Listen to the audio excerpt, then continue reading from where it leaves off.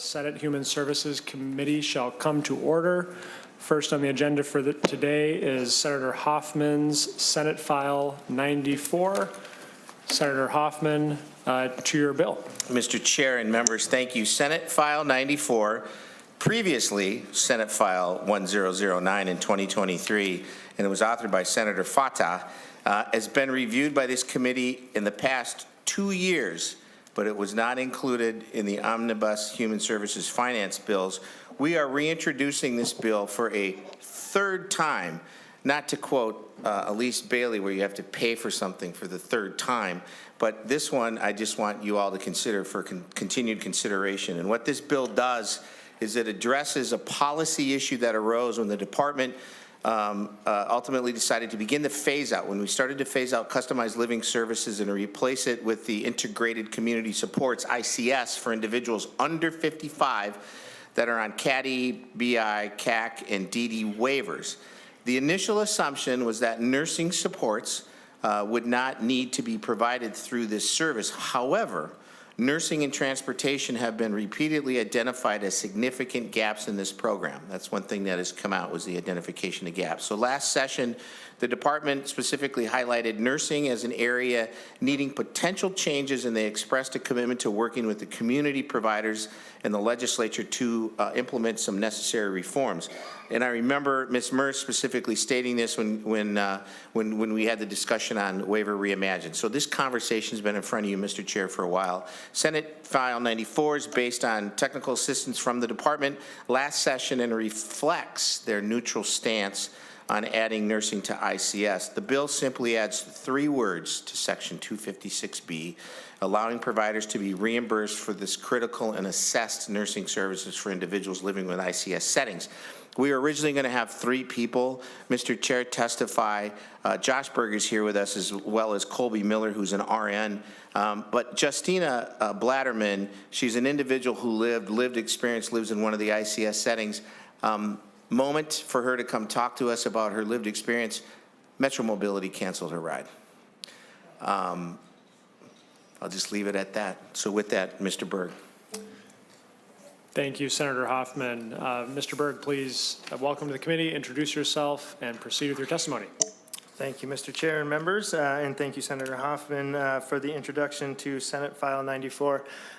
Thanks for having us back for the third time, hopefully maybe the last. But for a reminder for folks, Senate File 94 and this bill, as Senator Hoffman mentioned, adds 3 words, and nursing hours included in the framework for ICS services. So for those that aren't familiar, maybe Senator Gruenhagen is the only one that hasn't heard about this bill in previous years. Integrated Community Supports, or ICS, was originally intended to be an alternative service for individuals on CADI, BI, CAC, and DD, and is provided in apartment settings all throughout the state. Accessible Space, where I am honored to work at, provides ICS services in 7 locations, across Minnesota in all HUD-subsidized settings. We previously provided customized living services to the individuals living in these buildings.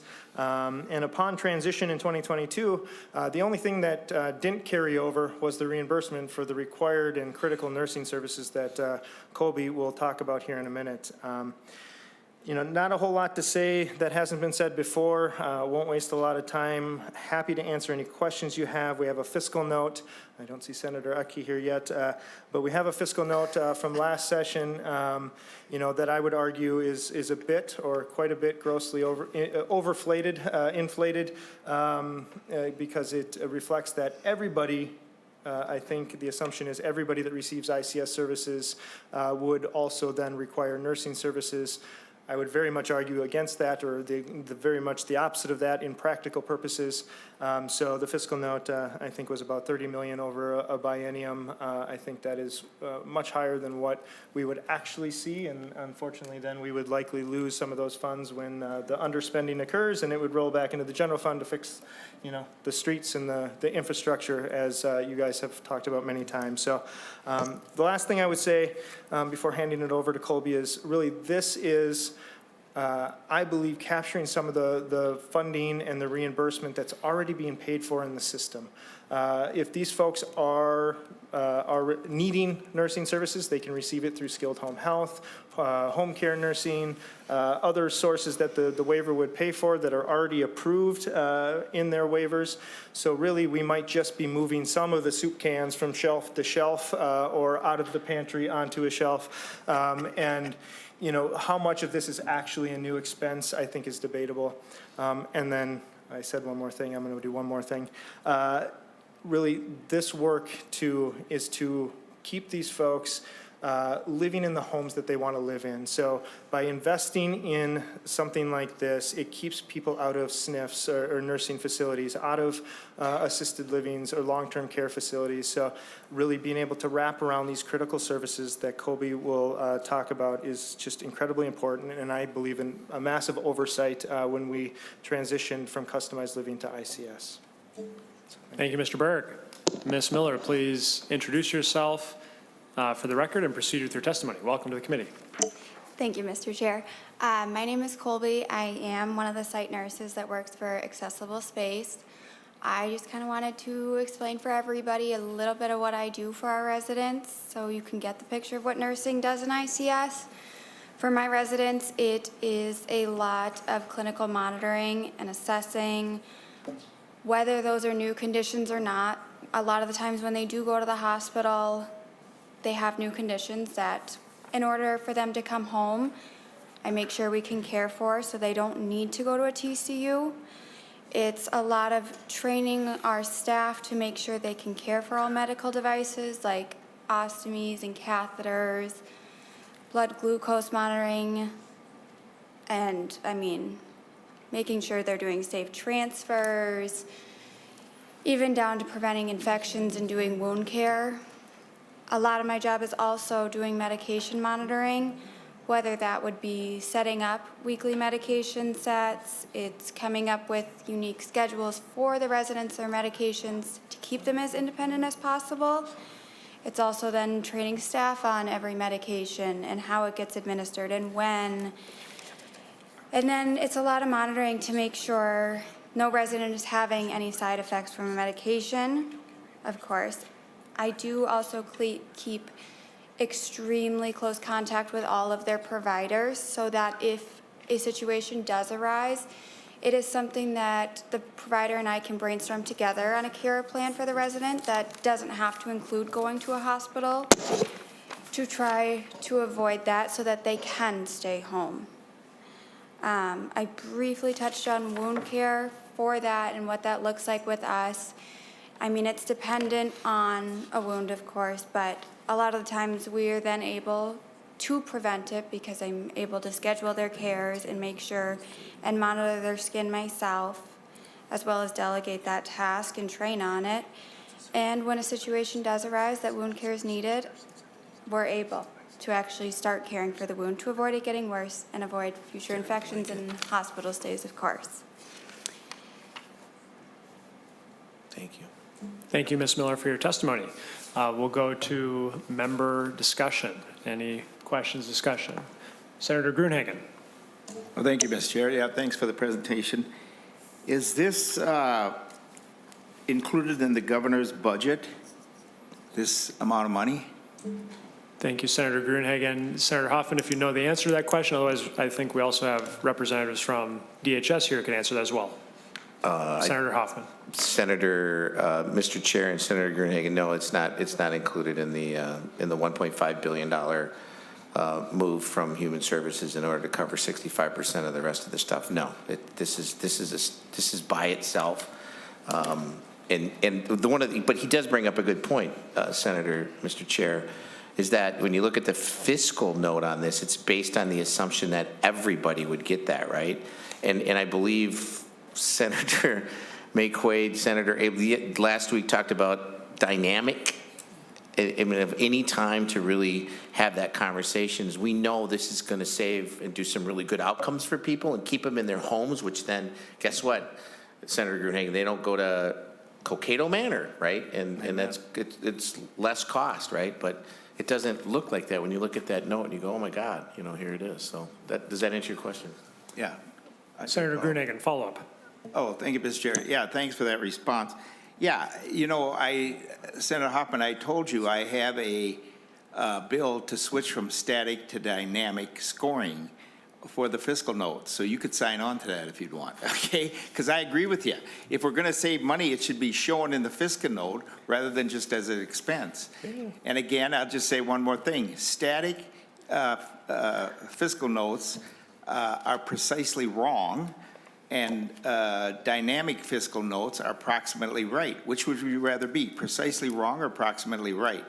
Okay, because if we got to come up with 30, according to my information here, we're going to have to come up in 26, 27 with $30.5 million increase. But there's no offsetting savings, which there should be figured into this proposal. And yet, when you try to advance this, which I think it's a good cause to keep people in their homes, I've sold long-term care and dealt with seniors. I got a ton of Medicare supplements, probably 300-400 of them out there. And I don't meet one senior who wants to go to a nursing home, okay? None. They don't even want to go to assisted living. So to the degree that we can keep them in their own homes, it definitely would be a great thing, in my opinion. And that's why we need to go to dynamic scoring so the savings could actually be represented in what's actually happening versus you being penalized. Thank you. Any other member discussion, questions? Seeing none, any closing comments? Mr. Chair, these are the things that talk about our values, our Minnesota values, and these are some important values that we're always bringing in front of this committee, and we work hard at trying to do it. And I just, I think the disposition of this is to probably lay it over, Mr. Chair. Yes, thank you, Senator Hoffman. Senate File 94 is laid over for possible inclusion in the omnibus bill. Thank you. Thank you, Mr. Chair and members. Thank you. Thank you.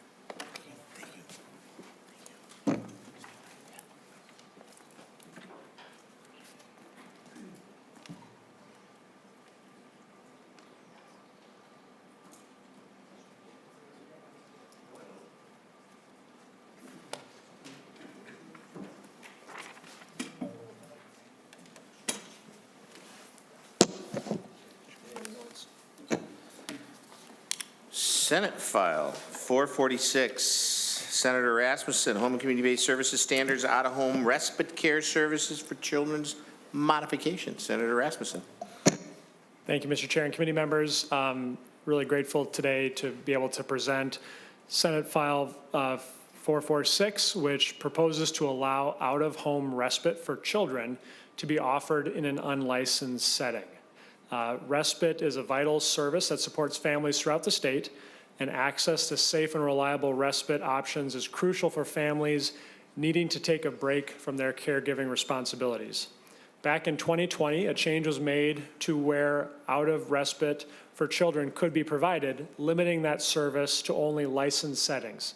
This change resulted in the loss of options for families and reduced the service's availability, especially in Greater Minnesota. With me today is Sarah Grafstrom from ARM. ARM has been engaged with conversations with the Department of Human Services since this change was implemented, and has worked together with stakeholders to develop the language that you see before you today that would once again allow out-of-home respite to be provided in an unlicensed setting. I would also note for committee members to hear about the lived experience that Minnesotans have had with this change, to turn your attention to 2 letters that are in your packets with parents who share their story of losing respite options when this change was made back in 2020. So with that, Mr. Chair, would like to turn the discussion over to my testifiers. Thank you, Senator Rasmusson. Ms. Grafstrom, Senior Director of State and Federal Policy, ARM. Are you going next, or are we going to Mr. Langenfeld or Ms. Haji Mohammed? Who's going to go first? You are. Ms. Grafstrom. Thank you, Mr. Chair. And committee members, for the record, my name is Sarah Grafstrom, Senior Director of State and Federal Policy with ARM. And I will say, while this is only our 2nd year with this bill, this is our 3rd year with this broad idea. So I think we're right on par with Mr. Berg and you, Mr. Chair. So So just a little background, ARM is a trade association of residential service providers. Our members provide services through the 4 disability waivers and support people in a variety of different living settings, from a 4-person CRS to an individual's own home, and through a variety of different services, including 24-hour daily services to unit-based services that are provided a few hours a week. One of the services our members provide is Respite, both to adults and to children, and it can be provided as a daily or unit-based service, and in a variety of different ways. It can be provided in an individual's family's home, a hotel, a camp, a licensed setting, and for adults in an unlicensed setting. The service can be provided by a family member or person working under a provider's 245D license. The bottom line is Respite is a unique, critical service that providers tailor and develop to meet the unique needs of their community and the people utilizing the service. The bill in front of you today is specific to out-of-home respite for individuals under 18 when the person providing the service is not related to the person receiving the service. So as Senator Rasmusson said, in 2020, a change was implemented that restricted where this type of respite could be provided. Prior to 2020, the service could be provided in a licensed 245D setting or an unlicensed setting, as long as the provider had a 245D license and appropriate approval was received from the child's case manager and legal guardian. An example I often like to use when describing what this service might look like is a retired special education teacher who has a strong relationship with the family in her community and provides respite in her personal home a couple weekends a month. The service itself is licensed, but that teacher's home is not physically licensed. And because of the change in 2020, unless that teacher were to get her home physically licensed by the department, she could no longer provide that service. So this change has drastically reduced the amount of available respite, specifically in greater Minnesota, where finding a licensed setting with an opening for respite can be hard to come by. And the bill in front of you will allow for this service to once again be provided in an unlicensed setting when certain qualifications are met. So first, a background study must be completed for everyone who will be present in the home. The child's case manager must conduct and document an assessment of the home. The child's guardian or legal representative must visit the home before the child receives respite. The service must be provided in a residential setting. No more than 4 children can be receiving the service at any one time, and every kiddo needs to have their own bedroom unless there's 2 siblings that are sharing a bedroom. Services cannot be provided to children and someone over the age of 21 in the same residence at the same time, and individuals can only be receiving respite in an unlicensed setting for 10 consecutive days and 46 days in a calendar year total. We know that respite's a critical upstream service that supports family, and without access to reliable and safe respite options, families are turning to alternative placements for their children, including more congregate living settings and even emergency rooms. We're grateful for the department's collaboration on this legislation, and we're hopeful by passing this bill, families will be able to find options for their children in their own communities that they feel safe and comfortable with. Thank you, Mr. Chair. Thank you, Ms. Grafstrom. Any questions for Ms. Grafstrom? And Mr. Chair, I have another You'll follow up? testifier as well. All right, let's go to, let's finish all testifiers, and then we got Senator May Quaid and then a good senator from Glencoe. So Tyler Langenfeld, Senior Director, ACRA, welcome. Thank you, Mr. Chair and committee members. As you said, my name is Tyler Langenfeld. I live in Hastings, Minnesota, and I am the Senior Director of 245D Services at ACRA, Minnesota's largest home care provider. Thank you for the opportunity to speak today on support of Senate File 446.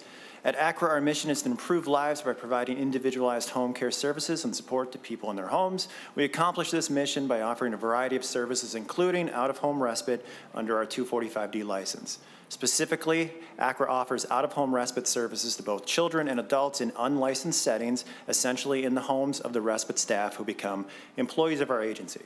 As you can imagine, families face many challenges when attempting to locate potential staff to provide out-of-home respite. Friends, neighbors, coworkers, family members, these are just a few of the places that families look for staff to help them access these critical and well-deserved caregiving breaks. However, as has been mentioned, in 2020, with the passing of more restrictive language, families who were looking for out-of-home respite for their minor children in an unlicensed setting saw this same potential source of staff shortened to only family members. At the time, ACRA publicly commented that, quote, requiring unlicensed out-of-home respite providers for individuals under the age of 18 to be related to the child dramatically reduces an already shallow pool of potential staff. This new language unnecessarily places an additional obstacle in front of families who are trying to overcome a workforce shortage already identified by the state of Minnesota, unquote. As I said, that language was from 2020, and I think we can all agree that 5 years later, families are still navigating that same workforce crisis. When this change went into effect, ACRA and other providers were put into the position to call all of our families with minor children accessing out-of-home respite to discover which employees were related and which were not. Staff who happened to be related, they could stay on. But the ones who happened to fall into one of those other categories, like friend or neighbor, their opportunity to continue providing out-of-home respite to their clients was over. I remember personally speaking to a longtime staff who called and asked why they were no longer able to provide out-of-home respite to a family they had been working with for over 3 years, for no other reason than they are not related to the individual. All I could say to that person was, I'm sorry, there is a new rule. As you can see, this restriction not only affected families seeking out-of-home respite for their minor children, but also the employment of people who are willing to provide the service. Senate File 446 will work to remove this additional obstacle for families with minor children looking to access out-of-home respite in an unlicensed setting, initial and annual assessments along with background studies for all individuals age 13 or older is a reasonable and sensible compromise that we believe will continue to help ensure that children are receiving care in safe environments while not assuming that those same safe environments can only be provided by related caregivers. And finally, I would like to add one more critical component to this discussion, something that I think was missing the last session when I was listening to a debate about this potential change. Out-of-home respite for minors in an unlicensed setting is a licensed service. ACRA is licensed to provide this service. The employees who work respite are licensed to provide the service. They complete the same required 245D license training that other staff complete. And the services are provided under the oversight and supervision of a designated coordinator, as is required under the 245D license. The only difference is that this licensed service is provided in someone's home and not in a facility with an open bed. And I encourage all of you to ask yourself this question: isn't that what we want?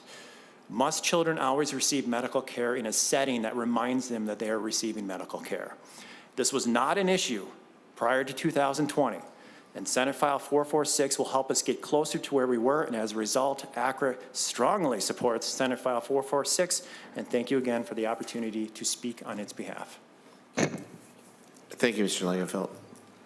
That's a common sense one. Jim, Senator Abler, and then we're going to go to Mayquaid and then Gruenhagen. Sorry to that point. I'm sorry I was late. What happened in 2020? Mr. Chair, do you know that, or something happened in 2020? Sarah, do you want to see that? And then we'll go to... Yeah, Senator Abler, Mr. Chair. The decision was made at the department that the service needed to only be provided in a licensed setting. I don't know what preempted that decision. You would have to get that feedback from the department. Well, Mr. Chair, I was worried that some foolish chairman let something sneak by, but it was an administrative decision. That's why I was looking down at the mayor, and I was like, Jim, what happened? Hoffman, you didn't see me. Mr. Chair, Senator Abler, I don't believe there was any legislation. It was a... They just decided? I think Mr. Langenfeld wanted. Mr. Langenfeld, did you want to add to that conversation? Yeah, Mr. Chair, Senator, thank you for that. It came through a waiver amendment that came from the federal government. I remember when the waiver amendment was released, and of course all the providers would read through it, and we got to that section, and it caused a fury of emails between providers and DHS going, does that mean what we think it means? And it did. So it took our ability to hire individuals who were not related. They had to be related, or else we would have had to shut down their services. So it came through a waiver amendment. Mr. Chair. Senator Abler, yeah. It seems as though if we can do this, it'll save us some money. And I think this would be a good way to put it in the pile of things that make just normal sense. Then you can't get providers, you can't get sites. There's moratoriums on beds. I think it's a good bill. Thanks for bringing it. I'm glad I'm a co-author. Senator McQuaid, you want to talk about dynamic scoring? No, thank you, Mr. Chair. And I was actually going to complain that there's no more spots on the bill for me. This is a good bill, and yeah, I was also wondering what happened in 2020. And I think if there's anything that could point us to why this is good is the new family definition in our paid family medical leave bill. We recognize that the way we build the people around us is not always blood relation, and that's not how we always get our supports. And, you know, I have a 2.5-year-old, and I only have one 2.5-year-old, and she doesn't require ongoing medical service, and I need respite. And I have my parents a mile away, and I can't imagine what would happen if I just happened to live in a town where they didn't live, but we have loved ones who were willing to watch my kid while we take respite, and they couldn't because they weren't a licensed setting. Exactly. So this is a very, very good bill. I'm glad we're having this conversation. Who are all the authors on there? Is my name on there? You are. I'll just, if you want to get, I'll remove my name and put Senator Aaron McQuaid on there. That would be, I'm cool with that. That's, you know, because this is similar to another bill we got flying out there too, which is, you know, this seems must be a theme about, there's a deep need for respite. Thank you for bringing this, Senator Rasmusson. Go ahead. Thank you, Mr. Chair, and I appreciate the conversation. I think, and if we can help families with this respite care, it really does save the system money from having more intensive services required. And one of the reasons I'm, you know, passionate about this topic is especially for families who need this service in Greater Minnesota, where there are fewer licensed settings. Even if there are licensed providers, it really almost becomes non-existent. And so I think, you know, it's an important bill. There is a fiscal note. We've asked that some of the aspects get looked at, but again, it's, Mr. Chair, much cheaper than your bill that you just presented. And so I think this is a simple thing that we can do today. But happy to take any more questions or comments from committee members before making my motion, Mr. Chair. You know what we have, I forgot, Anissa Haji Mohammed is on Zoom file. Jim, do you want to wait? Yeah, we're gonna, let's go to that. Anissa, are you there? Yes, I'm here. Hey, welcome back. Thank you. Should I start? Yes, it's all yours. Okay, I'm glad to be back. This is a very important topic. So my name is Anissa Haji Mohammed, and I'm here on behalf of Mongad Voices, an organization dedicated to supporting autistic individuals and their families. And this is particularly within the East African and immigrant communities. So with our mission being to empower immigrant individuals who are autistic who have related disabilities, along with their families and support networks, we believe in solutions that work for families and not red tape that makes their lives harder. That is why we strongly support Senate File 446. Right now, many families in our community are drowning in depression, caregiver fatigue, and burnout with nowhere to turn.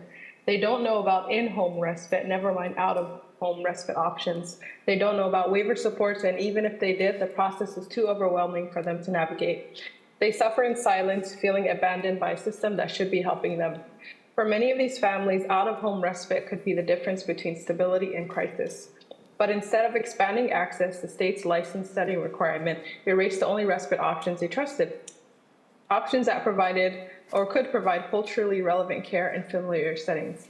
At Mongad Voices, this is something that we always talk about within our team, that respite is probably one of the biggest needs with our families. And so we want to make sure that we create an empowered community where families are constantly thriving and not struggling just to survive.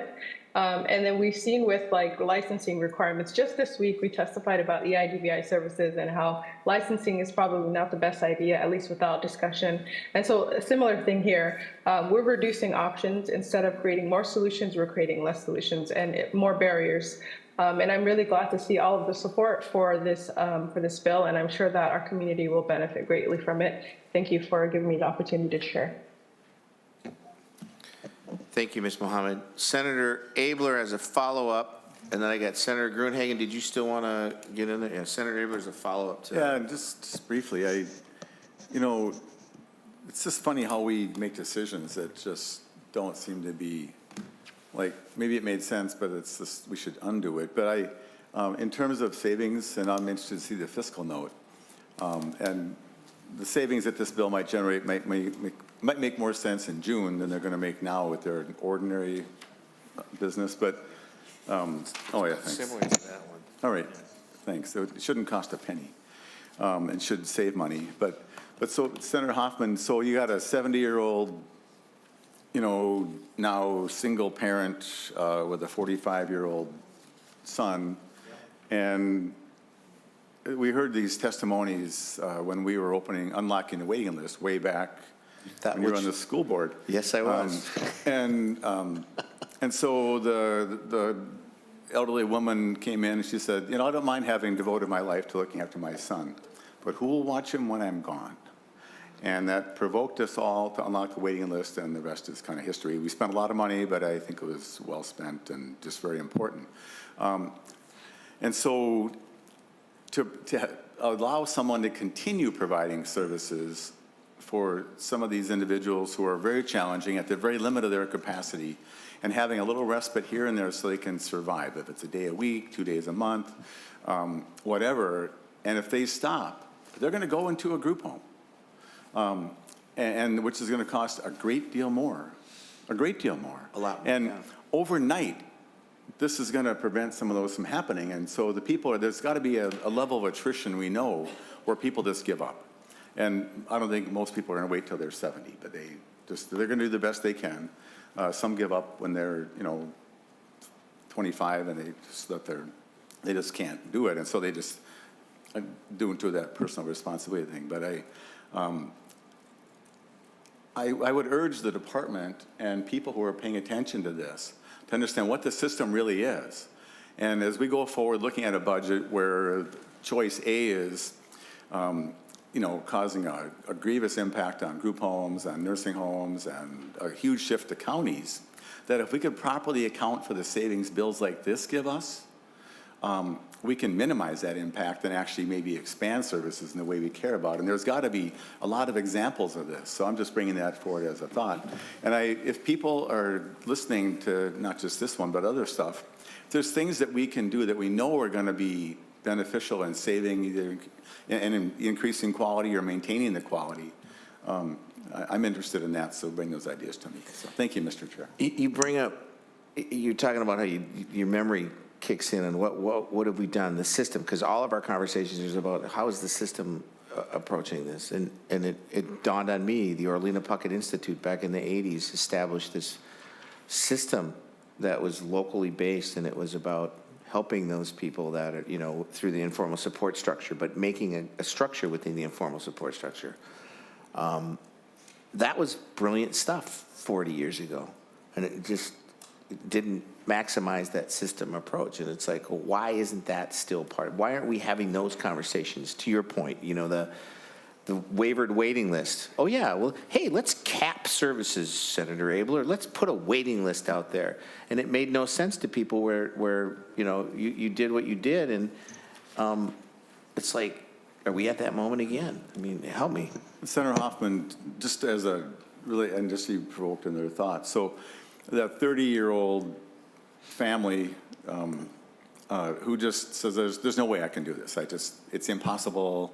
If they knew that there was a way out, that they wouldn't have to do every day 365, but they knew if I can, if we can go on a vacation, if we can have a weekend off, and they wouldn't have to get to a whole little level of formality, people might actually leave the group home system and move into this. And so as the department is getting their pencils sharpened up there, which is going to become very important come June, this is an idea I think that has a lot of merit. So I won't go on, but you're just making me think, Mr. Chair. Thank you. And thanks to the promoters of the bill. Well, Senator Maquay, did you want to add to that? Yes, we'll have that conversation. This is great. I mean, this is where, because we got a lot of work in front of us, right? It's like Representative Schumacher said, there's a pork chopper on our neck. We better figure out what we're going to do with that. So. Mr. Chair, all I said was kids deserve breaks from their parents too. That's all I said. Yeah. You're right on that. Senator Gruenhagen, do you want to ask a question of the good senator from Teef River Falls there? Oh, thank you, Fergus. Mr. Chair. Yeah, I like this bill too because I think it has potential for savings. Unfortunately, the fiscal note again is going to be static, and we're looking last year and this year, I think it's close to $1.7 million. So is there any way to estimate the savings that this would actually do to at least counterbalance things a little bit? I guess that's my first That's a question. great question, Senator. Senator Rasmusson, this is what we've been talking about for years. How do we counter that? So go ahead. Thank you, Mr. Chair, and thank you, Senator Gruenhagen. I think, and again, the fiscal note that we have, and I'm looking to Mr. Raymond here just to make sure, I think the fiscal note is from the last biennium, and that we've requested an updated fiscal note, and so that's something that the Department of Human Services, when they're putting together their assumptions on usage and impact, will hopefully take into account that, this is really offsetting the need for other services.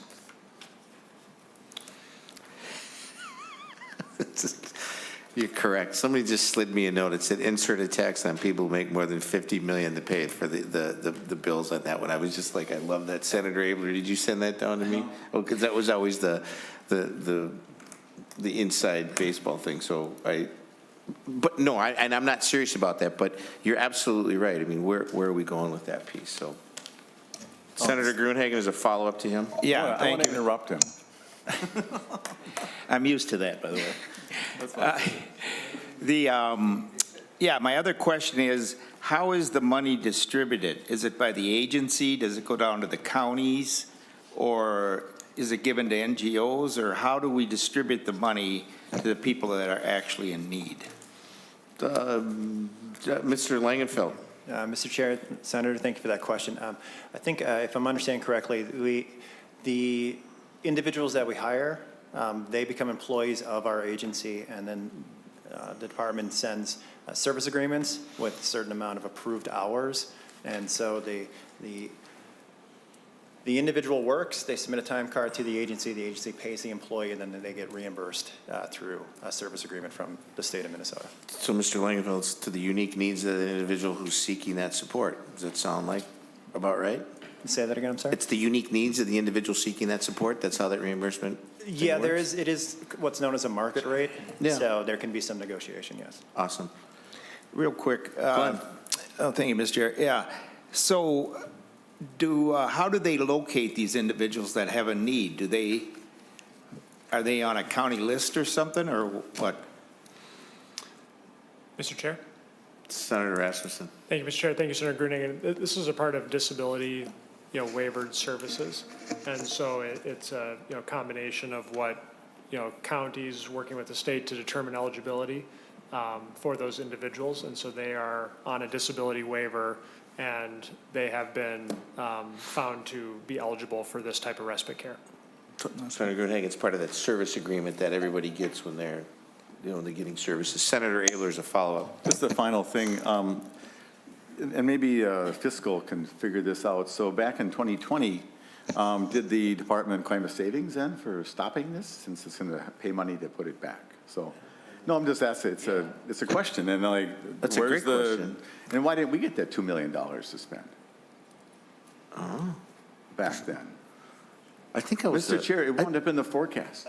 yes. Senator McQuaid, how much was in that forecast? Anyway, so I think, I'm really serious. This is not something that should cost money. There's a little bit of technical stuff, but the benefits going forward, even tomorrow from this, I'll stop.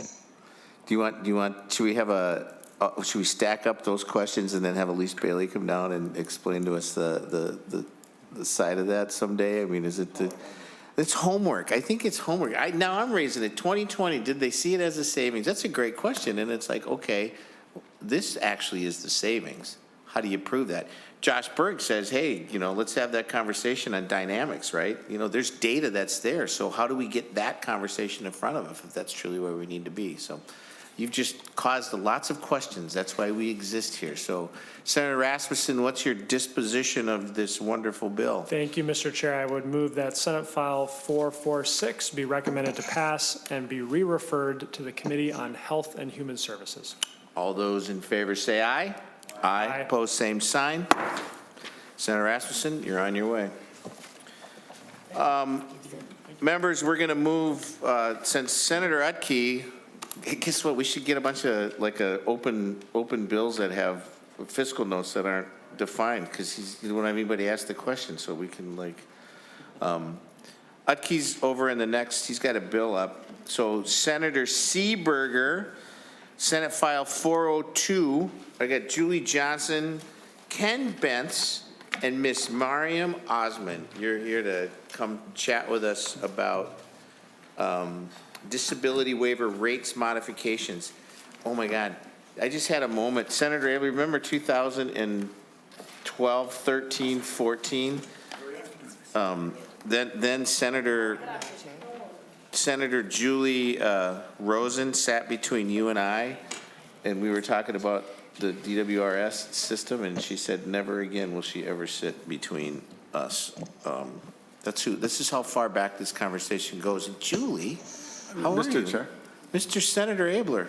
Well, I think that, this bill being, the responsibility of the author, I think it would be helpful for her to explain to us the entire bill in detail about the DWRS system and understand how this affects both the present and future trajectory of the funding. Thanks. And do you think, Senator Abler, then with that, should we talk about the 3-1-1 perspective on that, and then how DWRS rate methodology was once a fragmented approach to how services are being.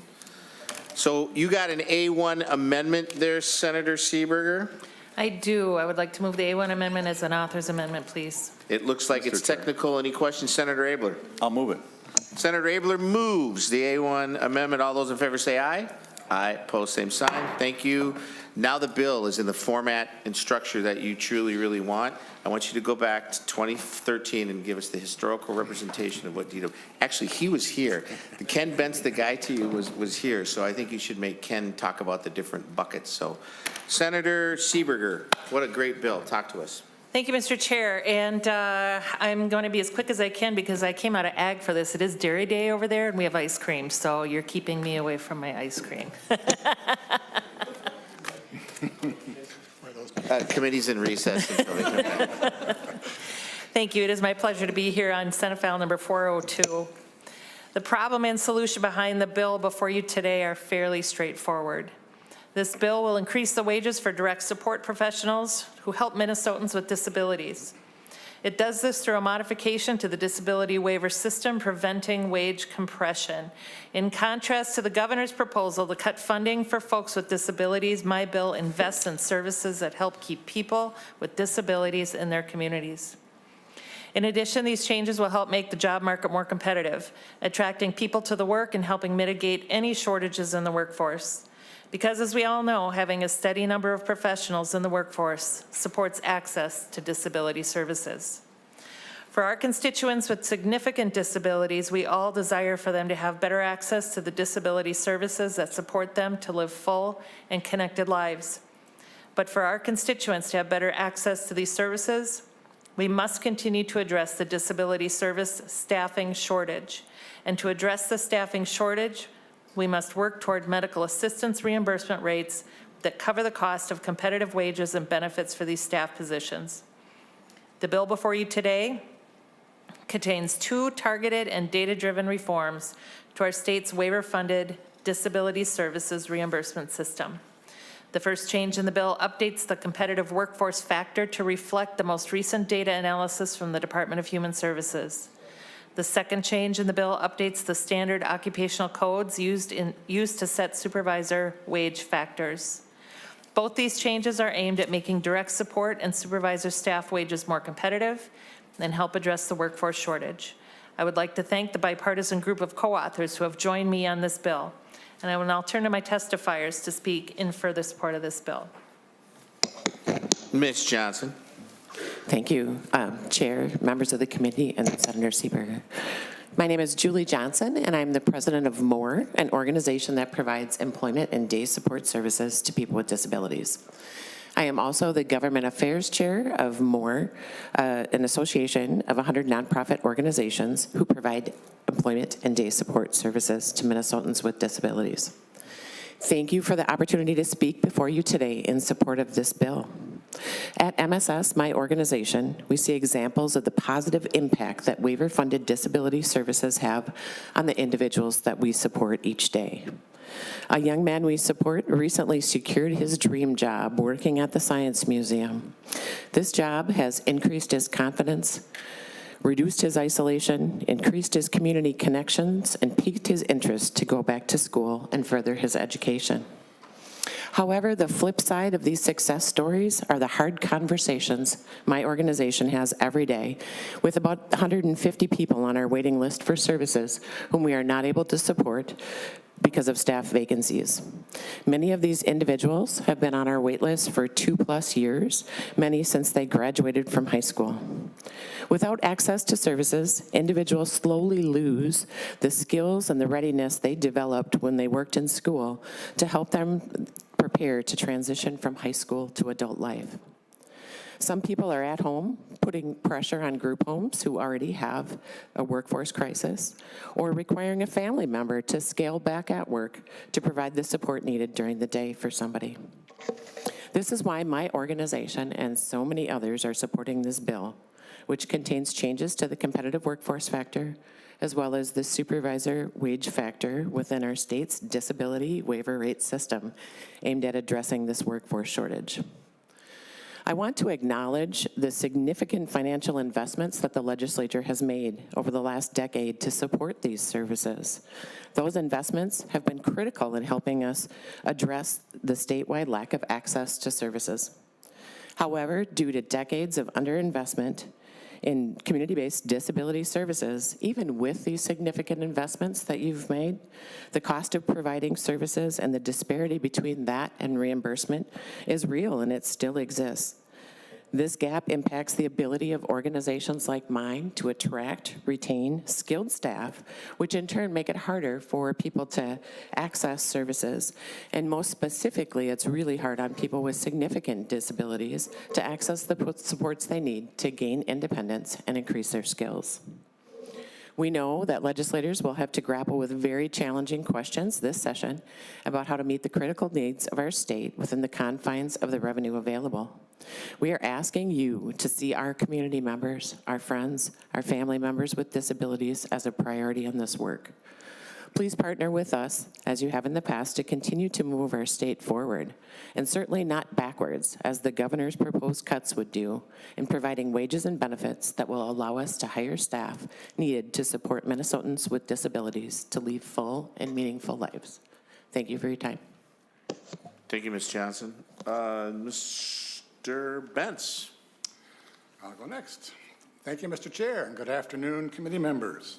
For the record, my name is Ken Bentz, and I'm the Director of Research, Analysis, and Policy for ARM. As Senator Seeberger accurately described, this bill addresses the aspects of the Disability Waiver Rate System, or the DWRS, which isn't that everybody's favorite topic here, I'm sure it is. It's brought forward by the Best Life Alliance, whose members know that members of this committee understand the hurdles faced by people with intellectual and developmental disabilities to live independent and fulfilling lives. And we know you also understand the pressures and challenges that impact the service providers who strive to deliver the supports, living environments, and wraparound services that are needed.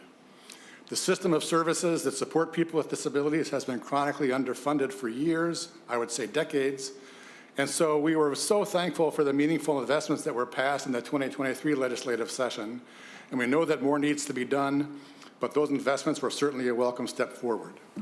Today, we are asking you to take more steps forward in the ongoing investment it takes to support a growing population with increasingly complex and intensive needs. And as we have been saying year after year, the most impactful way to target investment is to lift up a struggling workforce. You all know that the workforce crisis, you know about the workforce crisis and how the pandemic has made it so much worse. The two provisions of this bill that are directed at strengthening the workforce are data-driven and thoughtfully constructed, and I get to talk you through the technical details of it. The competitive workforce factor, which was first introduced in the 2019 legislative session and went into effect in 2020, was a great concept as a way to close the gap between the wage factor for direct support workers and disability waivers and people working in other occupations with similar training and experience requirements. The factor was first set at 4.7% and was then increased to 6.7% in the 2023 session. However, the most recent analysis, as Ms. Johnson alluded to, that DHS submitted to the legislature in 2013 shows that the actual gap is 16.7%. So our bill would increase the factor by approximately 10 percentage points to fully adjust the wages by that 16.76%, and that's reflected in sections 2 through 9 of the bill.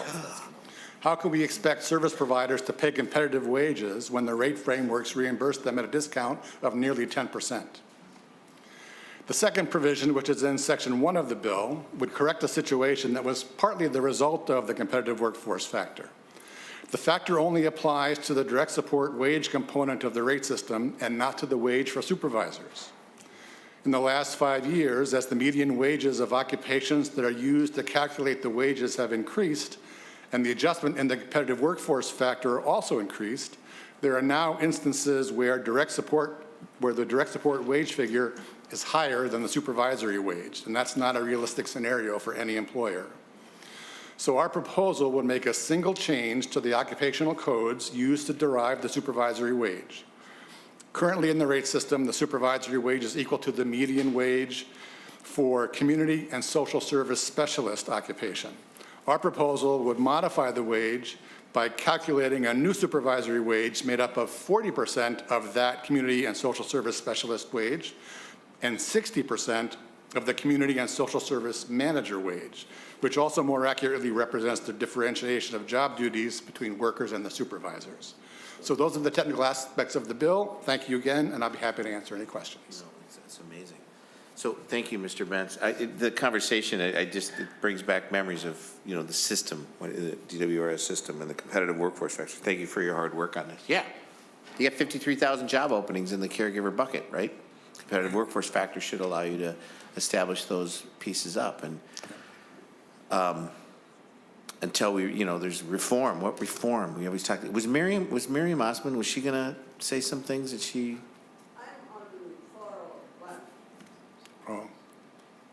She's going to testify on Bill 401, I believe.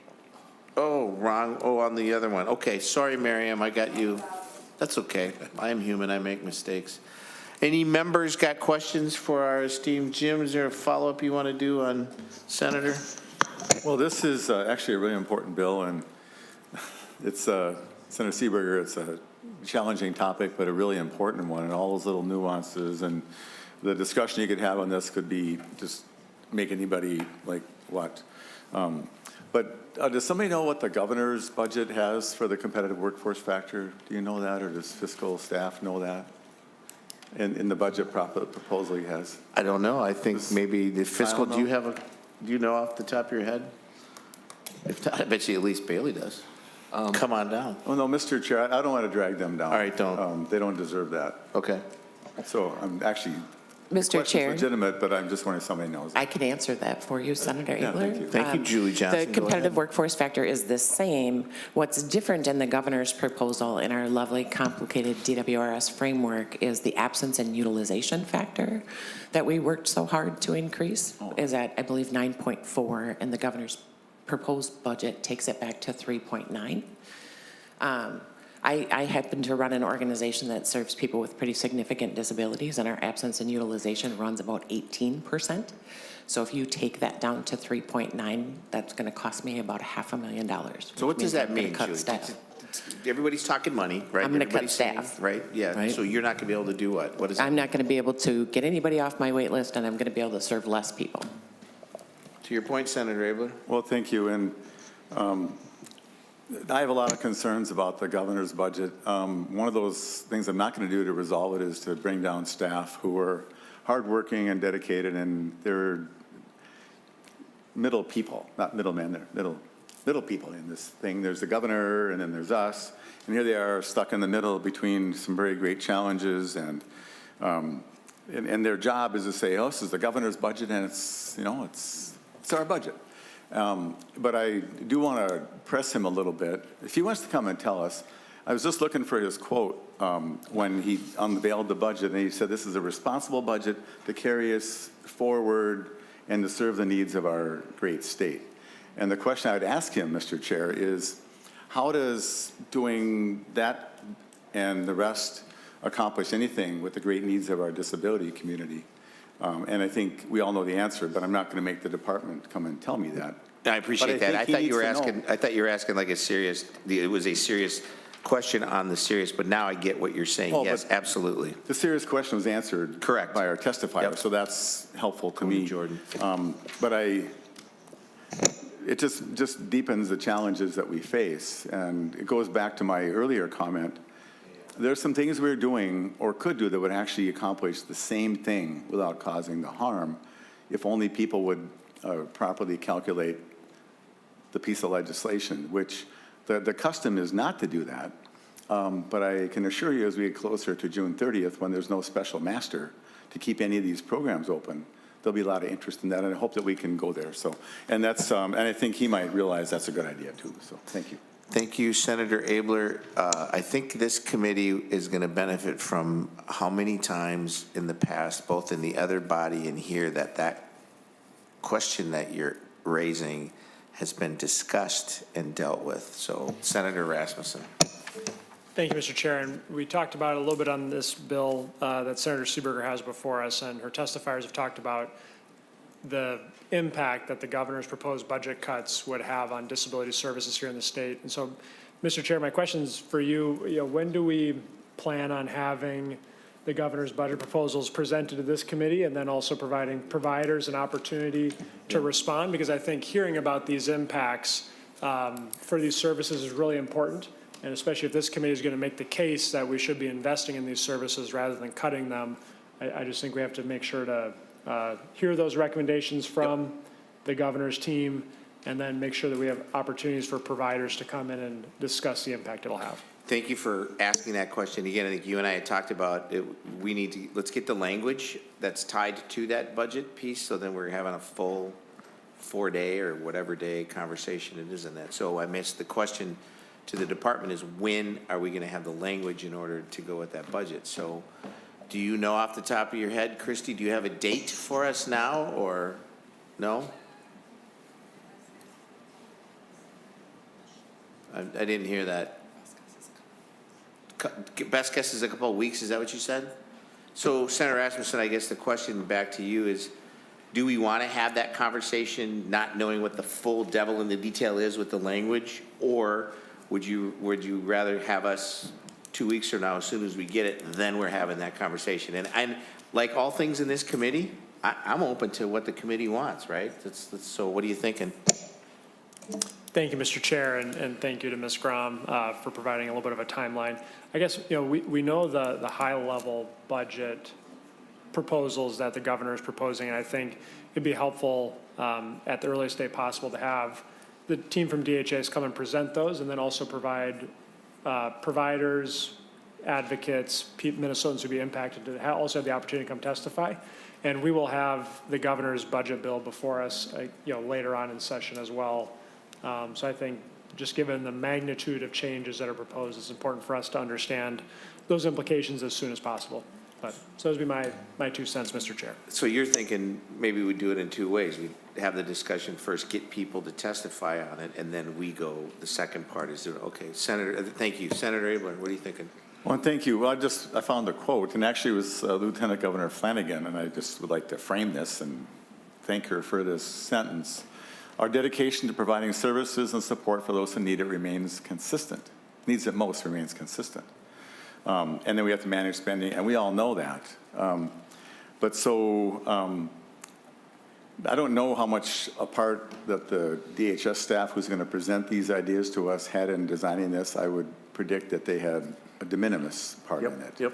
And that was done by somebody else. But the question, I think that if they could go back to whoever designed this to explain to us how that budget is going to provide services and supports for those who need it the most, how that's actually going to work, I would like that. And I think, Senator Seeberger, you said it well yourself, the challenges remain. We are short 50,000 people. And Mr. Chair, there's $70 billion in the current budget and $63 billion ongoing, and it just seems impossible to me. There's not enough money in that budget if we properly prioritize what we're buying to take care of the people that this committee spends so much time on. And I think as a state, we agree that those who have the less capacity, the Hubert Humphrey quote. Oh, you mean the one that's out in front of the Capitol, Senator Abler? Is it? Yeah, that, like the statue, you know, Well, the dawning in of the time, twilight of their lives. Twilight of that one, yeah, I you think probably it's up know in it. front of the Capitol. Anyway, but I think that it's evolved from where we put individuals into institutions. Yeah. And we just kind of stuck them away, and that's a lot cheaper, but horrible. And then, but, you know, across the board, from the people, seniors, you know, those on elderly waiver, and those in nursing homes and those in these programs. And I also just want to point out that the people who need these programs are not the wealthy. They're the unwealthy. They're the people with the least means to handle anything, either because they've been challenged so long they weren't able to build up a nest egg, or because they're at the top of their, you know, they're doing as well as they can do with everything that we provide and want them to excel in every possible way. And so I just would hope that maybe when the department comes, they can get a statement from the governor's office and so on about how this is actually going to fulfill that very statement of our lieutenant governor that I wholeheartedly agree with. So, but I don't want to put this on the back of the DHS staff. I'm not going to ask them any questions like that personally, Mr. Chair. I hope you understand the distinction. Thank you. I understand the distinction, Senator Abler, and I appreciate you clarifying that, because a lot of times it's the messenger that ends up getting, you know, the finger pointed the hardest at. And, you know, let the state know some of the, I've said this publicly, I've heard you say it publicly, others have said it, you know, Christy Grom, Elise Bailey are the hardest working people in the state of Minnesota. And then, you know, they're a treasure that we have. We count on them, this committee. Utke, I've heard you say it, Wickland has said it too. I mean, that we count on their knowledge and their ability to rally. Maybe since, you know, I will have the conversation, and I think we should all have the conversation. Maybe, you know, is it MMB that comes in front of us? I mean, that was the person, the commissioner of MMB is the one who made the comment about disability services is what's, you know, I don't know, Senator Abel. I mean, when you were looking at your $2.8 billion, you know, who made that decision back then, right? And who were the people that were in front that were doing that? And clearly, somebody's making a decision based on an assumption. Here's the thing. And this is where, let me just have a moment, can I? I mean, no, the assumption is that there's an inflationary factor in there. Okay, let's put that in there. Are the assumptions of the $3.2 billion of FTEs that maybe haven't been, is that assumption in there? Is the assumption that, okay, there might be mythically 28, 29, a deficit? I've been hearing since I was elected, we are going to be in deficit spending since the day I was elected, right? Dick Cohen, oh, we're not going to make it through 2021. That's when it's all going to hit, right? You had done the same thing. Budget cuts, you trim a little bit, but there's always that conversation about what should we be doing. So that I'm thinking that would be something that I would like to see. Somebody amazingly smart to come in here and say, when you put the spreadsheet up, and then to hear, and this is what I don't really appreciate, for many years, we did things like we fixed TEFRA. We finally did something for TEFRA. And to hear that perhaps that might have been something that was put on the table too, because it was low-hanging fruit. And let me get one more point across. So you're looking at counties, Senator Abler. Two of the poorest counties, Utke, last year, pointed out that one of the, you know, two of the poorest counties in the state of Minnesota, we had the Department of Human Services, they owed them money. And 70% of their land was public land, so they didn't have the ability to raise money in order to pay back the Department of Human Services. So what does Paul Utke do? He says, let's take care. You remember those two counties, Senator Utke? Beltrami, and what was the other one? Thank you. Those two counties, it's like, okay, that's because this committee cares about what we're doing here. And it's very passionate for us. And I'm grateful you guys are here, and I'm grateful we're having this conversation. And so now I'm done. Just one thing else, then I'll be done. Okay. In 2011, I used a criteria that I developed in 2003. We had a sniffle of a deficit back then. Essential, important, and nice. And so sometimes if you have in your household, if you've had a budget set up and you realize you got to pay the mortgage and the heat and so on, and then you kind of lose some of your part-time job, and now you got to, you know, so. Mr. Chair, and so perhaps it's possible in the budget that there are things we're buying that are essential, some things that are very important, and in my opinion, Mr. Chair, quite a number of things that would be nice to do. And so I would, if I was going to restrict spending in an area, I would actually look at that list of things. And some of those are very nice things. But I think if we're truly going to balance the state budget, we have to find a way to do this business more economically by considering the broad range of fiscal impact, or we're going to have to undo some things that people decided to buy. Thank you, Mr. Chair. Thank you, Senator Abler. Thank you, Senator Seeberger, for bringing this back to us. DWRS is, yeah, there's love for that. So thank you so much for bringing that. Ms. Johnson, Mr. Bentz, good seeing you guys. Any last words before what are we going to do with this? We're going to lay it over. You want to go to, you know what?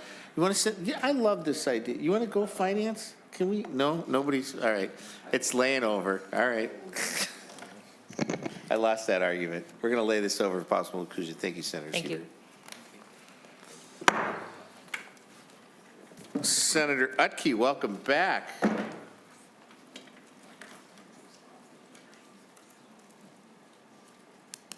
Sarah coming back up there.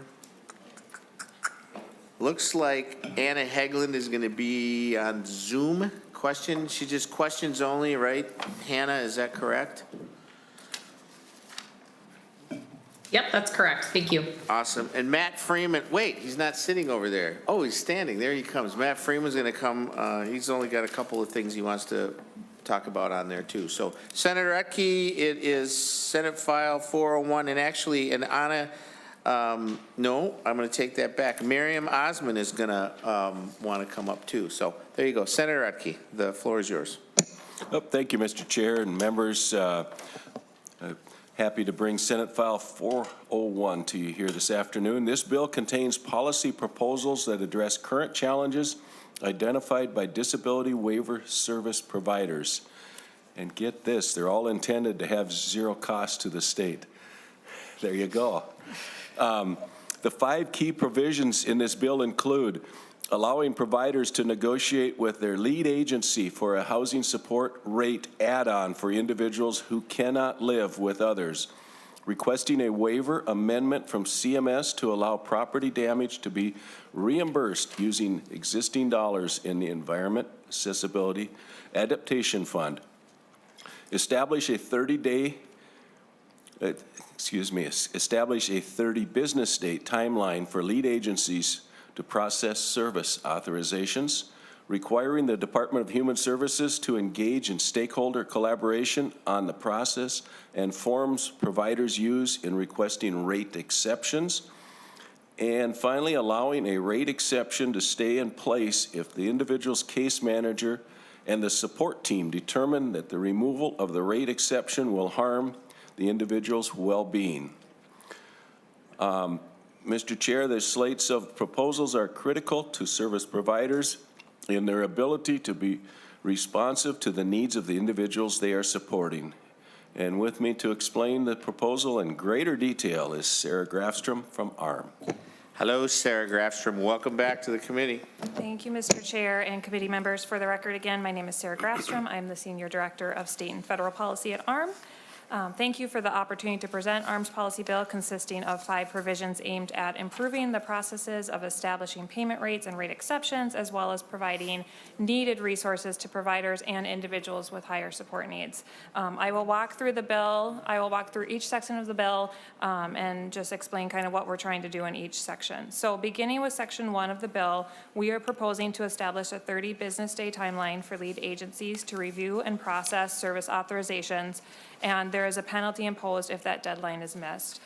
Providers are seeing increased timelines for the approval of service authorizations, with some providers reporting 6 to 8 months past the renewal date before they're able to get a service authorization returned.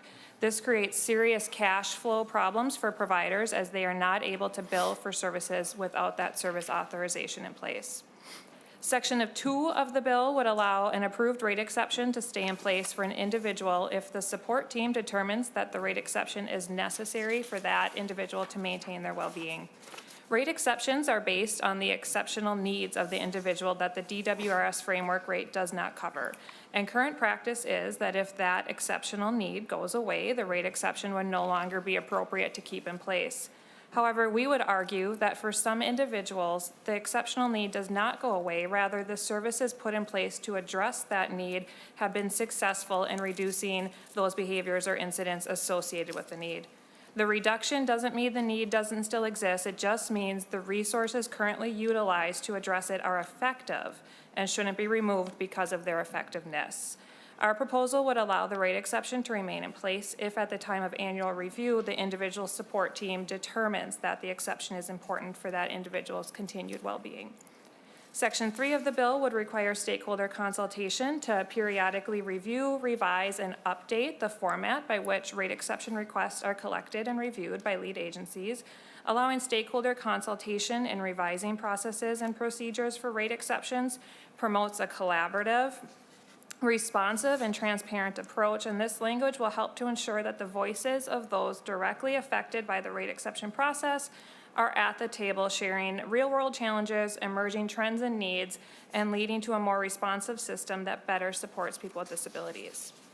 Section 4 of the bill provides the ability for providers and lead agencies to negotiate a monthly housing support room and board rate add-on not to exceed $1,000 a month for individuals who reside in a licensed CRS or community residential setting and who cannot live with others or would be more successful living in a home without roommates. The current housing support rate is $1,170 a month. These dollars are supposed to cover rent, utilities, food, maintenance, housekeeping, and home furnishings. When an individual is living with roommates, these dollars are stretched to cover all the costs, but when someone is living in a home by themselves, they come nowhere near covering the cost of room and board. This gap in funding is leaving many individuals in settings that are not appropriate or do not meet their needs, including emergency rooms or homes where they are not getting the appropriate level of support.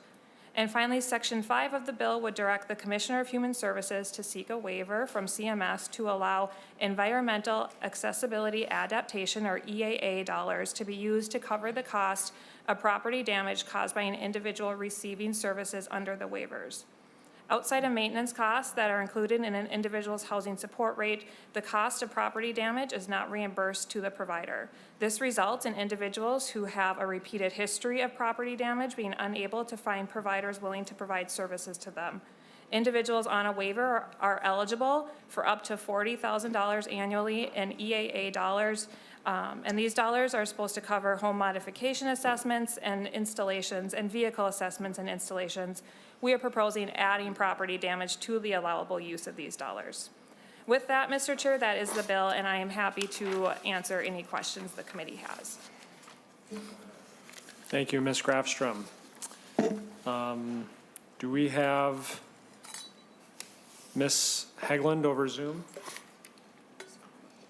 Over questions only? Okay. We have our next testifier, Ms. Osman.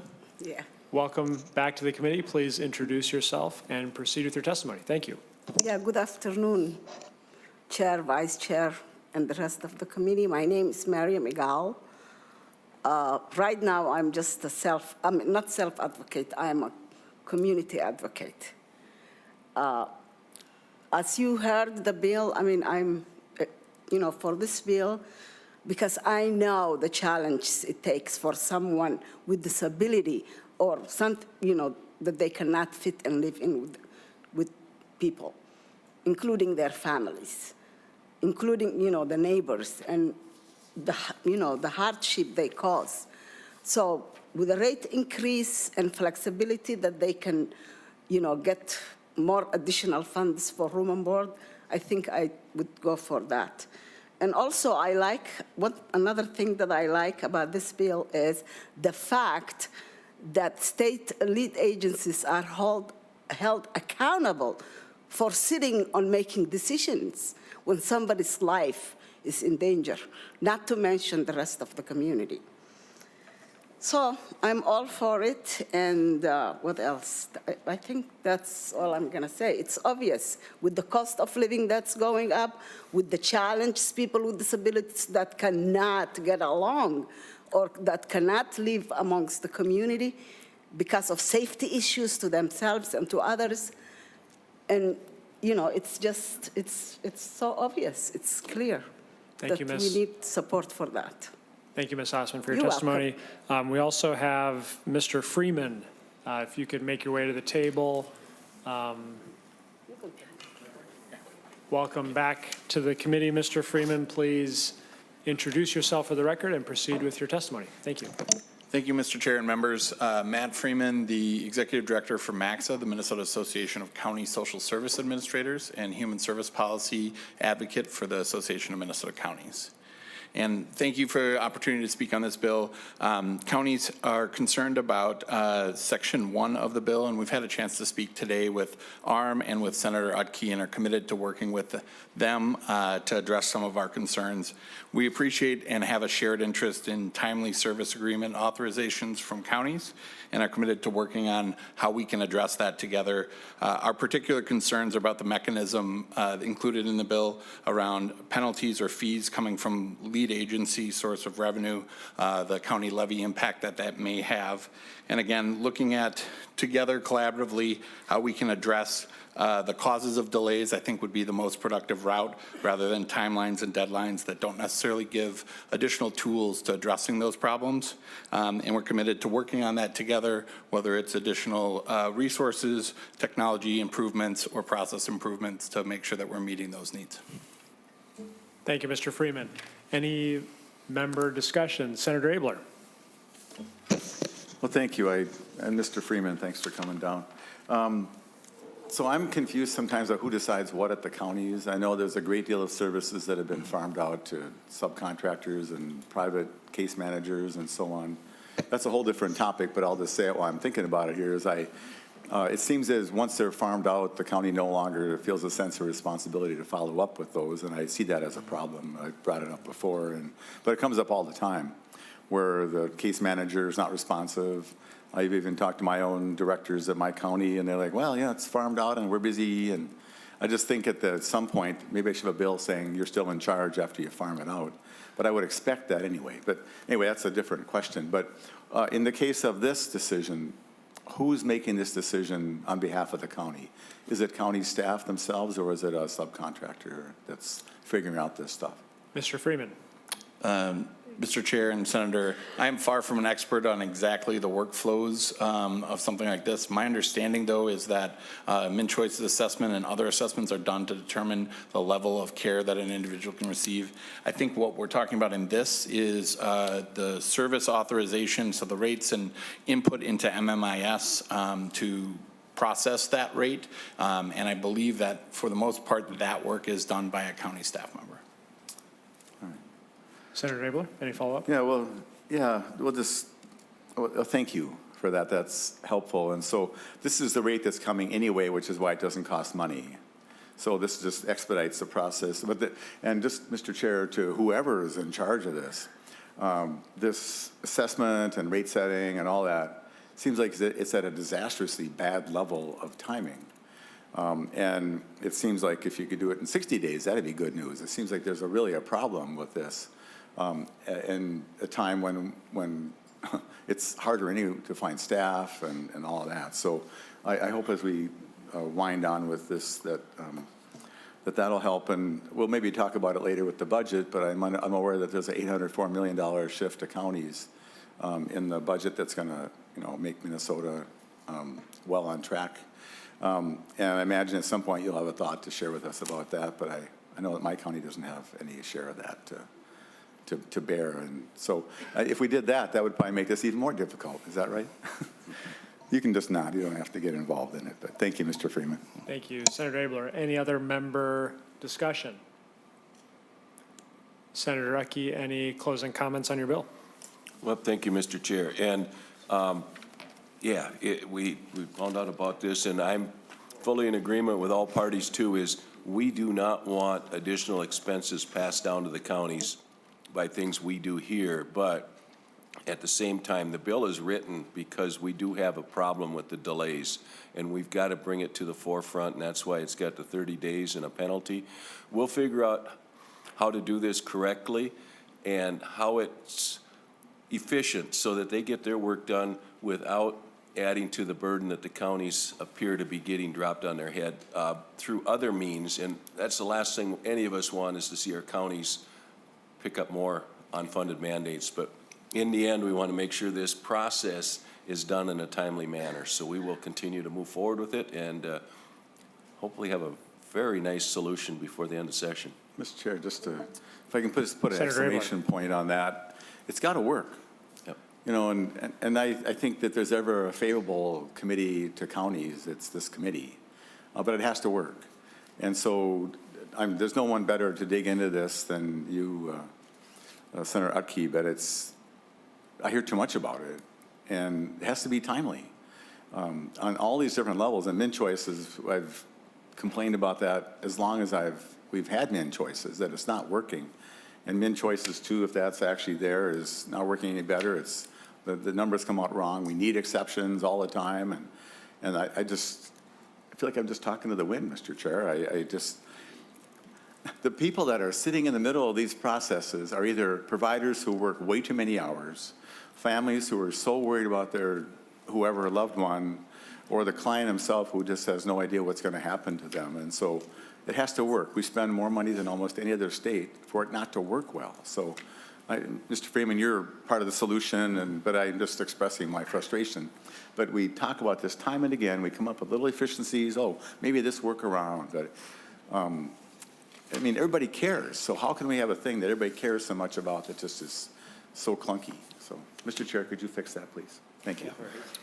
Thank you, Senator Abler, and I think it's points are well taken and something for this committee to continue. And with that, Senate File 401 is laid over for possible inclusion in the omnibus bill. Thank you, Senator Utke.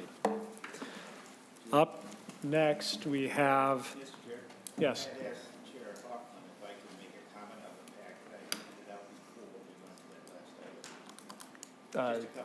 Yes, Senator Gruenhagen. Yeah, I provided everybody a packet. Oh, yeah, I got to put that. I provided everybody a packet. I'll just go through it quickly.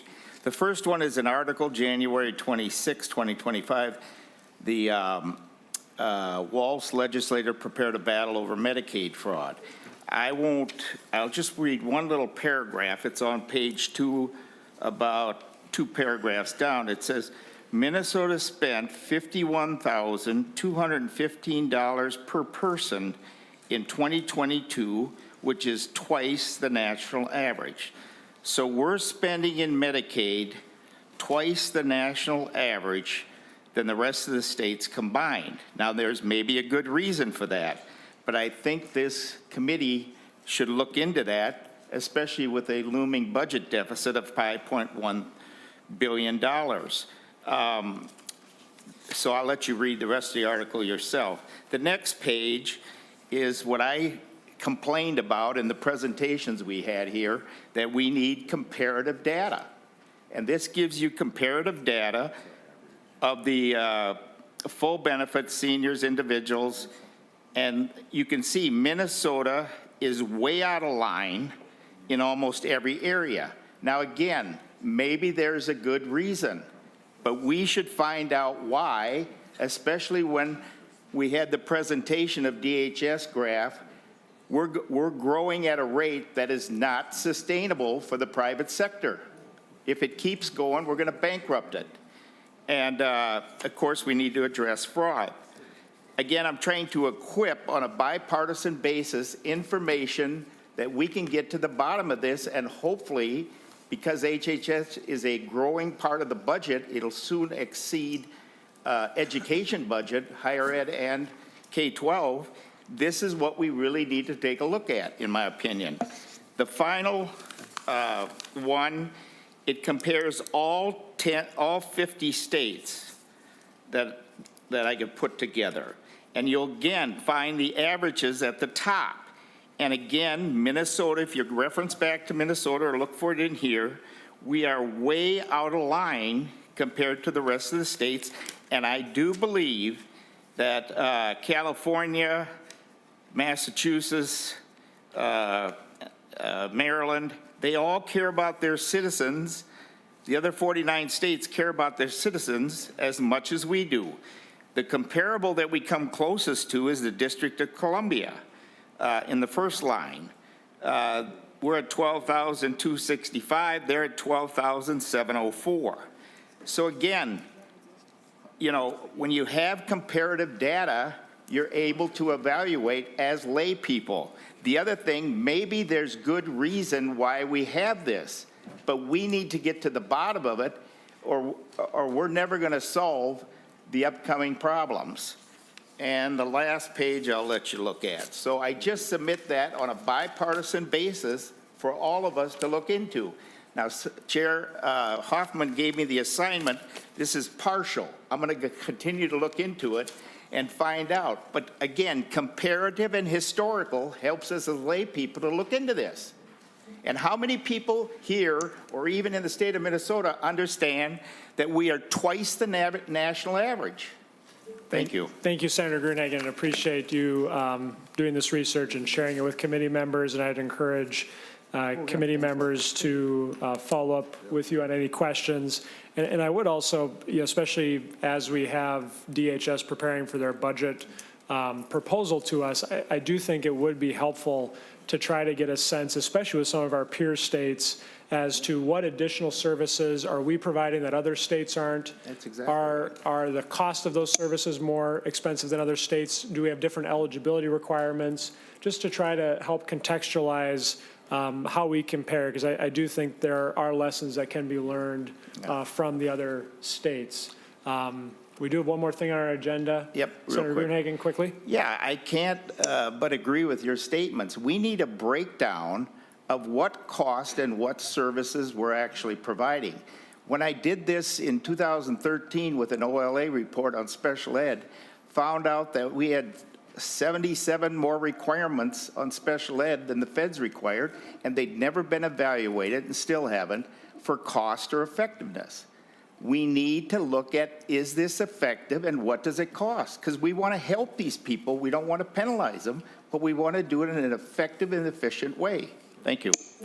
Thank you, Senator Gruenhagen. Any other comments before we move on to our last item on the agenda today, which is the obsolete rules report? And we have Ms. Grom from the Department of Human Services.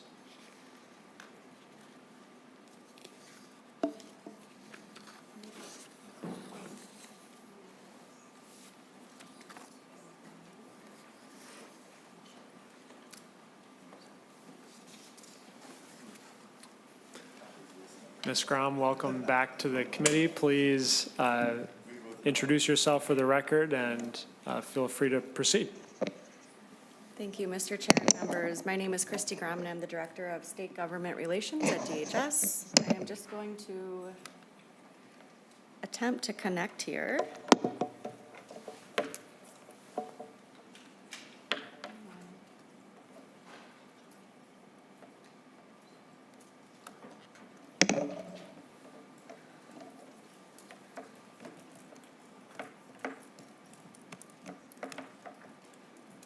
Okay. Might be here. Should be good.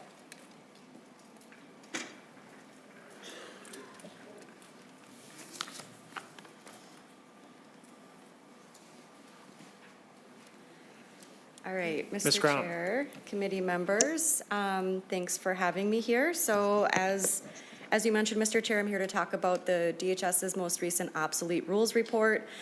So we'll talk about that. I don't know why things are moving on the screen, but I think that's not me, probably the tech folks. So we'll talk about the report, but before that, we'll just touch briefly on the statutory requirements related to this report, and just very briefly why, a little bit about rulemaking. So review for members. State law requires DHS to submit annual reports to the legislature, letting you all know if we've identified any obsolete or duplicative rules. And we're also required to, each year when we provide that update, to also provide an update on the rules that we identified as obsolete or duplicative in the prior year. So you can see on this slide, I've got a link to the Minnesota statute and Chapter 14 that includes this requirement, so feel free to dig deeper into what that requirement is. But before we move on, I just want to say that rulemaking is pretty complex. It's not intuitive for those of us who spend a lot of time in statutes and session laws. So we have at DHS expert rulemaking attorneys who really help with this work, who help to advise me, and are really the experts in this area. So I'll do my best to answer questions as you might have them on rulemaking, but in some cases might have to defer to them. So very, very basic, what are rules? Rules are created to implement or clarify laws or to govern the agency's procedures. Rules have the same force and effect as statute or session law, and they're often used as a landing place for more complex issues surrounding implementation. So for example, where we might have really complex rate methodologies or very complex regulations, the positive supports rule for this committee is a very good example of a lot of complex requirements that were better reflected in rule versus statute. Rulemaking is governed by the Minnesota Administrative Procedures Act. This is from the 40s, I believe. It's been updated over the years, and you can take a look at those requirements in your free time. I do have a slide on it, but we'll probably breeze through that. And then lastly, rules are classified a little bit differently than statutes. So when you look them up on the reviser's site, you'll note that. So this slide, I won't spend a lot of time on the Administrative Procedures Act, but I did just want to point out that this is the act that governs rulemaking and administrative procedures in Minnesota. It's in Chapter 14, and like the federal government, like other states, this is the act that is really intended to protect the public from our, the agency abusing our powers that the legislature delegates to us for rulemaking. So you'll note that in one of the main intentions behind this act is to ensure that that the powers that the legislature delegates to state agencies are in check. And so that's an important piece of what you all do in this committee. Very briefly, rules are a little bit different than statute in terms of how they're applied. So we've heard some about rulemaking in this committee this session. Mr. Bergeron has touched on this a bit, and probably your Senate counsel knows a lot more than I do, but generally speaking, statutes supersede rules, so rules sometimes become obsolete or duplicative if statutes change. And when there's an ambiguity or conflict between statute and rule, we generally interpret the statute to have the power in that relationship. So there are different processes for rulemaking. So there's rulemaking that can be done by reviser's instruction. There's rulemaking that can be done, essentially the legislature can repeal rules in certain ways. There's expedited rulemaking, exempt rulemaking, and obsolete rulemaking, or I guess rule removing. And so for the obsolete rulemaking, these rules must be identified to the legislature, as I mentioned earlier. They need to have a 60-day public comment period before we repeal them, and so that has occurred for all the rules that we'll be talking about today. And in the case where 25 or more people request a hearing, the agency needs to honor that and have a hearing before an administrative law judge, and also to complete a statement of need and reasonableness, which we call the SONAR. So, were you going to say something, Mr. Chair? Okay, sorry. So moving on to the specific rules that we're talking about in the report that we submitted just a few weeks ago to members. So the first bunch of rules are related to general assistance. And these particular rules deal with determination of equity value of property that's available to an assistance unit, as well as excluded income and earned and unearned income. And the superseding statute here in Chapter 256P has been updated in recent years. This is the chapter that we use now that covers general assistance, Minnesota supplemental aid, our housing support, and MFIP. And that statute has been updated and effectively now made some of these rules obsolete. So we do plan to repeal these rules as well as the others in the report. The other rule that we mentioned, another rule that we mentioned in the report, is related to medical necessity for inpatient admissions. So to determine if an inpatient admission is medically necessary, parts of this rule tell DHS that we need to direct the medical review agent to follow medical necessity criteria. And that medical necessity criteria specifically right now in rule says that we need to use this book that was published in 1984, which is now obsolete. We no longer use that book. And there's other rules that say that actually the definition of medical necessity is a prevailing community standard or current practice by the provider's peer group. So this would repeal this rule, making sure that we're staying current with the rules that are in effect and modern practice. The next rule I wanted to talk a little bit about today is related to medical assistance, monetary recoveries. So this rule gives the department authority to seek monetary recoveries if a payment for a healthcare service was provided under a program and it was the result of fraud or theft or abuse. In 2017 and then again in 2022, the department has received guidance from the Centers for Medicare and Medicaid Services that has indicated that we cannot recoup or recover the cost for services if there is an error made by the beneficiary, for example, when they complete their application. And we have further clarified with CMS that this is the case. We really dug into this with them, and we've also received a letter from CMS that was issued to all the states. It was a state Medicaid director letter that said, states, if you continue to do this, or if you have any of these practices in your laws or rules, that you could potentially, that we will penalize you and reduce your federal financial participation.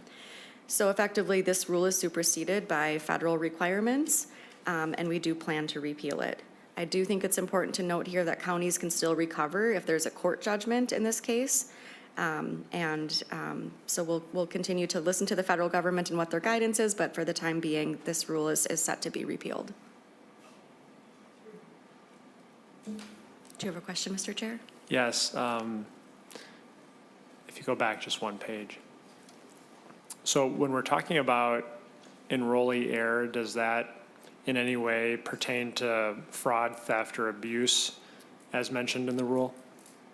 I guess the point here, Ms. Graham, I'm just trying to make sure that we're not limiting our ability to recover payments that went out as a result of fraud, theft, or abuse of those programs by eliminating this rule.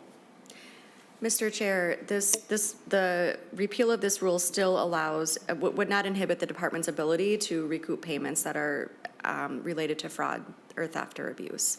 This is really an error that a beneficiary may make. Thank you, Ms. Graham. Senator Utke, question? Yeah, if I could follow up on that exact same question, because I had it up here on the screen too, with the title being identifying fraud, theft, abuse, or error, and then we take out that first subpart. I don't have up here, though, in front of me, what it does say here, references Minnesota statute section 14.389. Does that lay out the process then to do what this originally did? I mean, when I see this part going away, it's very concerning, but I don't have the other one in front of me yet to compare them. Mr. Chair, Senator Utke, the statute that's mentioned in section 14.389 is really the statute that governs the department's ability to repeal obsolete rules. So that's what that statute is. Oh. And I'm happy to connect with you offline and also connect with our rulemaking attorneys so you can see the specific changes, if that's easier to picture.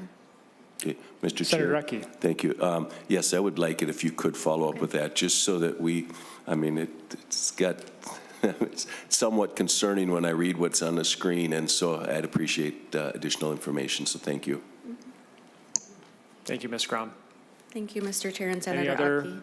questions? Senator Gruenhagen? Oh, thank you, Mr. Chair. Yeah, thanks for the presentation. I would just say, too, is there anything in these rules that would prohibit agencies from trying to recover fraud that we're deleting? Mr. Chair, Ms. Graham? Senator Gruenhagen, no, there is not. That's my understanding. You guarantee that? My understanding is that this rule does not inhibit the department's ability to recover funds that are recoveries resulting from fraud. Thank you, Ms. Graham. One follow-up. The follow-up, Senator Gruenhagen. Oh, thank you, Mr. Chair. Yeah, so we've heard in the news and other places that agencies don't have the ability to try to recover fraud. Any input on that? Ms. Graham. Mr. Chair, Senator Gruenhagen, I can't comment on something that I haven't heard specifically, but I think we've been before this committee and sharing where we do have authority to recover funds. That certainly is available in statute to us. Okay. And there are also avenues that the governor's budget has proposed to enhance that authority to recover. Okay. Thank you, Ms. Crum. Ms. Crum, if you could please proceed with your presentation. Thank you, Mr. Unless, Chair. yeah, any other member questions? I don't see any at this time. Thank you, Ms. Crum. Members, so I think second to last rule that's in this report is related to protective services for older adults. So these particular rules that are noted are related to investigation of licensed programs. They talk about the record of residence for adult foster care homes, so how they're maintained and what they must include, the provision of adult foster care services to residents. There's definitions in these rules, things like what does substantiated mean, what does abuse mean, what does caretaker mean, and then there's information about complaints and investigations. And we've identified that all of these rules are duplicative of Chapter 626.557 and 5572. And so we are planning to repeal those rules. And those 626.557 and 5572 is oftentimes known as the Vulnerable Adults Act. And then lastly, this is a new rule that we have identified over the past year that is in need of, I guess, several rules in need of repeal. And these, again, are related to the General Assistance Program. And these are either all or partly obsolete and superseded by various statutes, in most cases 256P. So I won't go into kind of the laundry list of all of the reasons why these are obsolete, because it's extensive, but that is in the report. And if you have any questions, I'd be happy to answer them or follow up if needed. Thank you, Ms. Crum. Any member questions or discussions on the obsolete rules report? Senator Abler.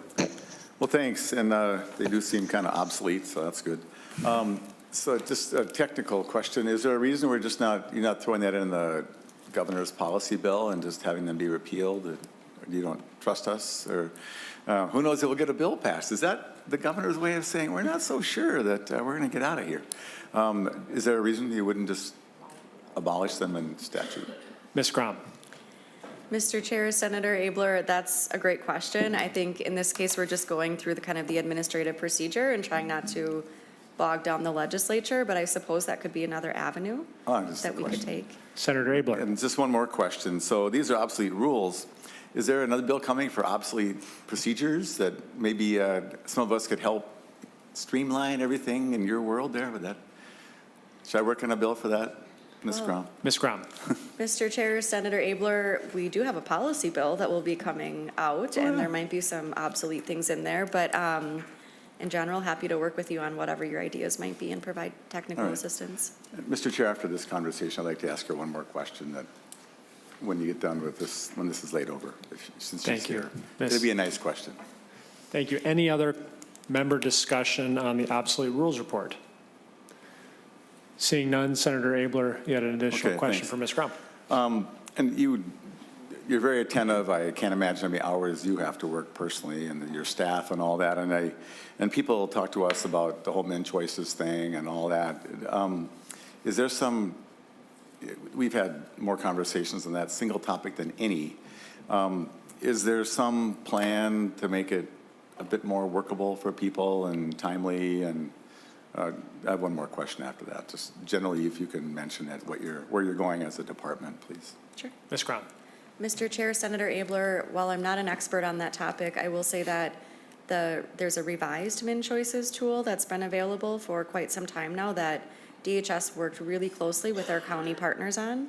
And the feedback so far that we've heard from the counties is that they are appreciating the updates in that tool. As you recall, the platform used to have some challenges in terms of the system, crashing and not working all the time. And so we've been told that it's working much better, and we continue to work with counties to make sure that we're improving along the way as we're able as well. Well, thank you. And just Senator my last Abler. question. I have many questions, but I'm only having two. And so I just mentioned in my discussions with Mr. Freeman about these independent, subcontractors or private people that are doing some of the assessments and other things for the people on waivers. Mm-hmm. And maybe it seems like the county should be accountable to that. Like the counties are accountable to you, and then those people should be accountable to the counties, and practically they're not accountable to the counties, it seems like to me. And some of the communications to those vendors and to staff are extremely haphazard, and nothing of what you would want personally or that the department would want.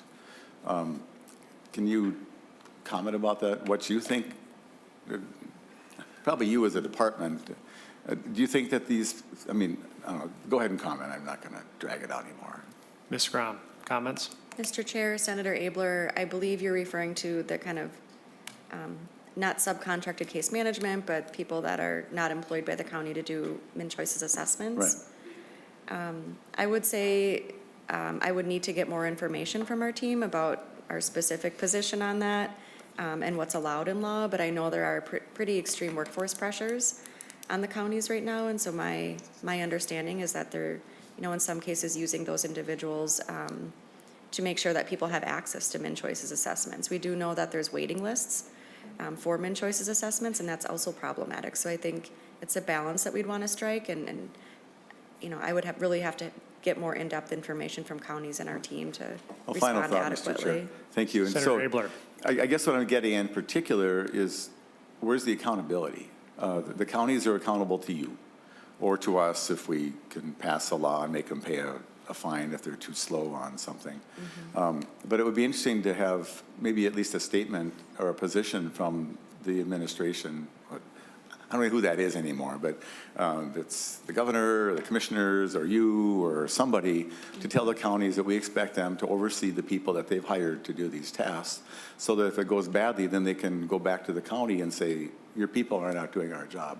Right now, I'll just tell you this anecdotally, that is not an option for people, because the counties are denying responsibility for those services, how they're being delivered. So thank you very much. I appreciate it. Thank you, Senator Abler. Mr. Ms. Chair, Crom. Mr. Chair, Senator Abler, those are discussions that we'd be happy to engage in with you. I think my understanding is that counties we do have a continuous improvement lead agency review process that happens for counties, and so we do look at how they're doing with those assessments and provide them with feedback. But I don't believe there's any, you know, fines or anything like that that we have authority to issue in those cases where there might be concerns. Well, Mr. Chair, I'm not looking Senator for Abler. fines.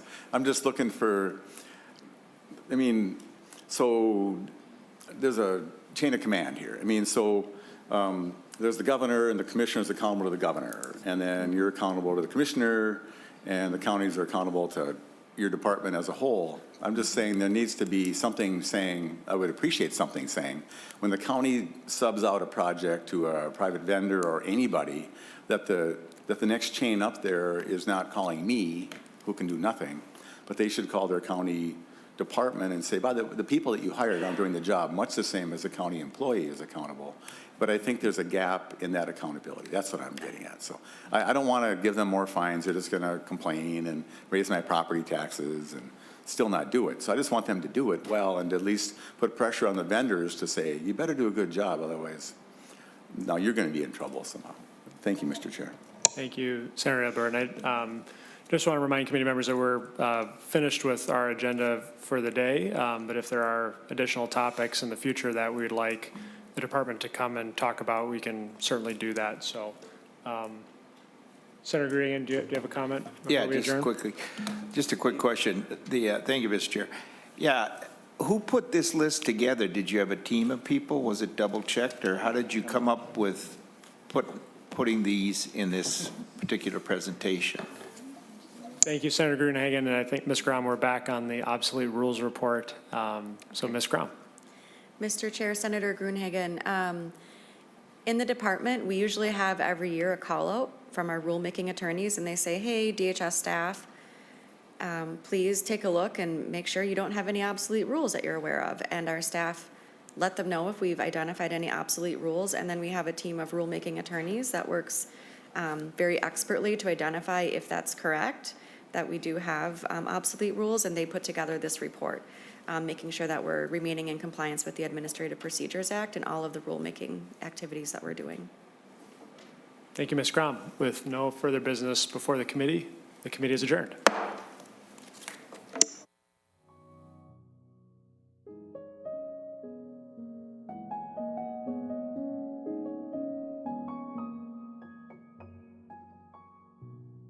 you.